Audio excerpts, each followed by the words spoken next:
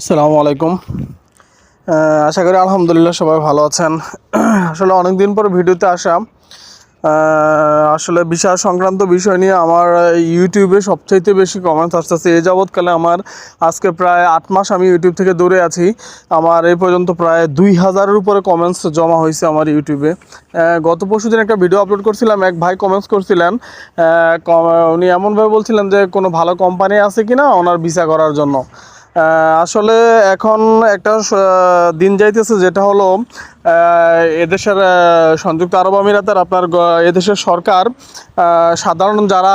সাধারণ ক্ষমার ঘোষণা করছে, যেটার মেয়াদ আছে আমরা অনেকেই জানি এই মাস পুরোটা আছে। আসলে এই মাস পুরোটা নাই, এই মাসের 27 তারিখ পর্যন্ত লাস্ট ডেট। এই মাসের 27 তারিখ পর্যন্ত সাধারণ জরিমানার যে বিষয়টা, এটা 27 তারিখ পর্যন্ত লাস্ট ডেট। আপনারা যারা ভিসা নাই তাদের